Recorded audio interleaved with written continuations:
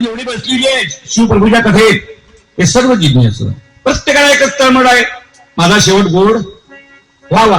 असं वाटतं का मला हात वर करा, आता भागवत थांबना, भागवत झाल्यावर मला ऍक्सिडेंट व्हावा, हात वर करा. एकही नाही करणार का? बदलागी दुःख व्हावे कैसे कोणी भाविना दिवे. प्रत्येकाला सुख अधिक शांती पाहिजे. हा तिसरा आणि चौथा जो आहे ज्ञानी जबरदस्त शव. त्या ज्ञानी भक्तामध्ये माझे गुरुवर्य अमृत बाबा नरखेडकर एक ससिद्ध ज्ञानी आणि साधनजन्य.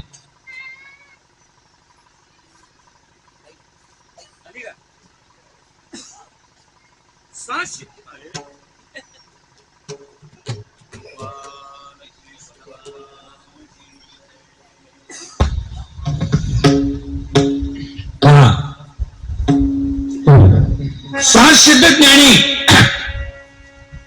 आणि साधनजन्य ज्ञानी. सहसिद्ध ज्ञानी कोणाला म्हटलं पाहिजे की जेणेकरून देव प्रगट होईल. ससिद्ध ज्ञानी भक्ताला नाही. सहसिद्ध ज्ञानी भक्त त्याला म्हणतायत कोण? अर्गनवल्दाना मृदंगाचार्य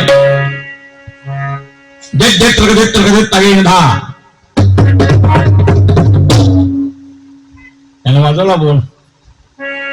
ही साधना आहे म्हणून साधनजन्य. पण ससिद्ध ज्ञानी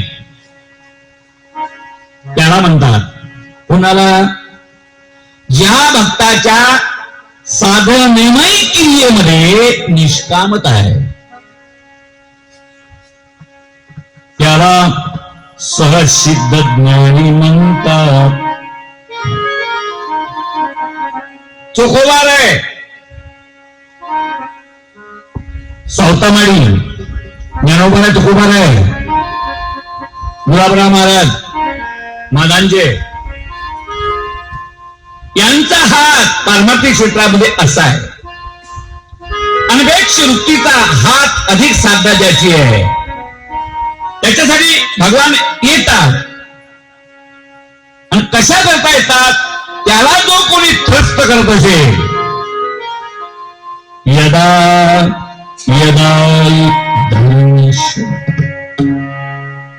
देवाकडे भेद नाहीये, भेद आपल्याकडे आहे. अभेद वृत्ती ज्याचं समीकरण आहे त्याला देव बनावं. चुकवाला इश्यू होते, डिलिव्हरीचं काम केलं ना.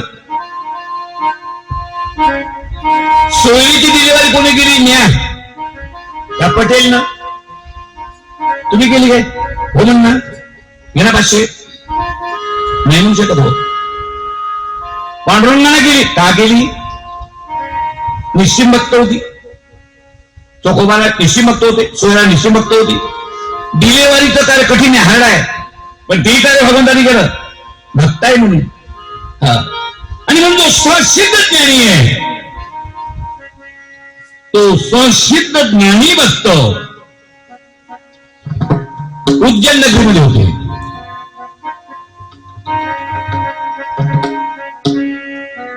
उज्जैन नगरीमध्ये असल्यामुळे हा घृष्ण नावाचा असुर यांनी सर्वांना त्रस्त करून सोडलं होतं.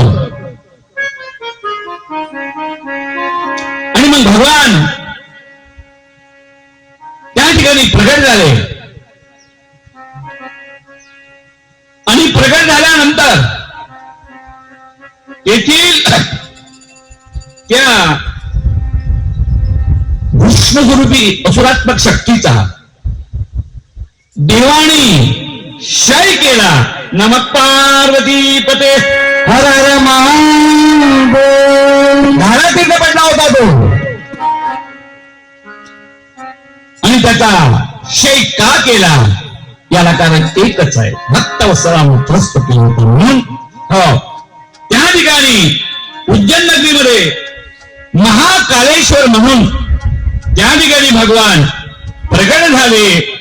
आणि प्रगट झाल्यानंतर पहा संत सज्जनांनो, या ज्योतिर्लिंगाचं नाव आहे महाकालेश्वर किंवा महाकाल म्हणून. आणि तदनंतर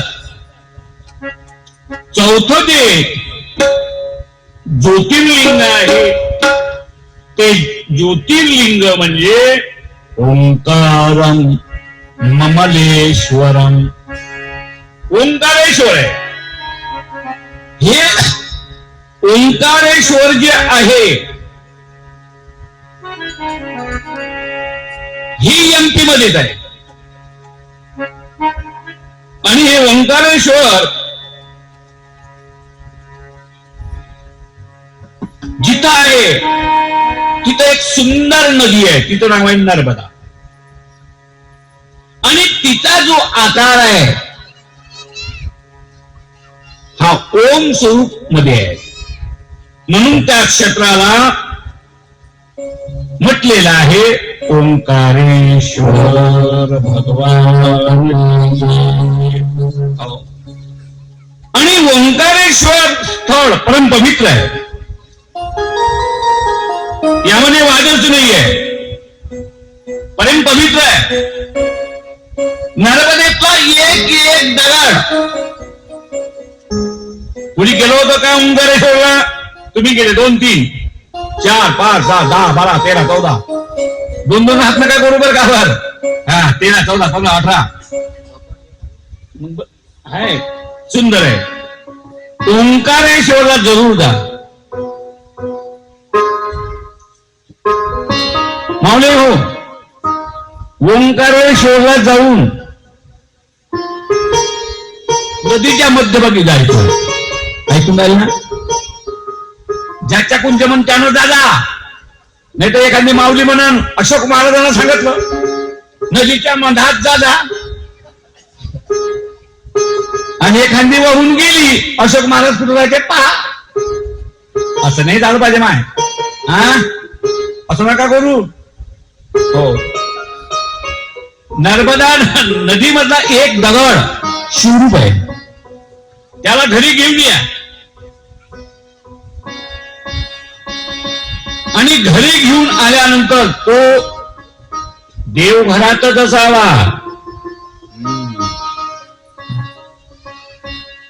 कारण तो शिवरूप आहे. आम्ही म्हणतो सियाराममय सब जग जानी करऊ प्रणाम जुई जपानी. तुमच्या घरात असलेलं संकट निवारण करतो. ही ताकद त्या नदीमधील दगडामध्ये आहे, कारण तो शिवरूप आहे. आता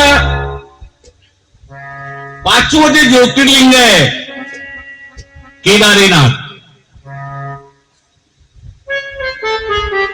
केदारनाथला जाणं म्हणजे मरण जवळ करणे.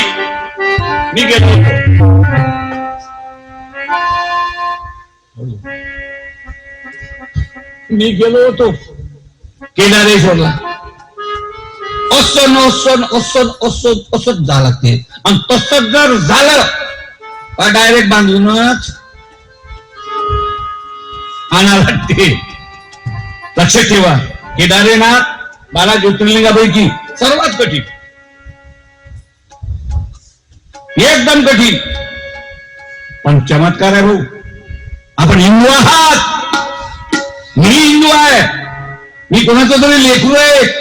मी तर म्हणतो भारतात जेवढी आहे मॉमेडियन सहित मी कोणाचा विरोध करत नाही. मला सगळे प्रिय आहे. मी सर्व धर्माचा धर्म प्रचारक आहो.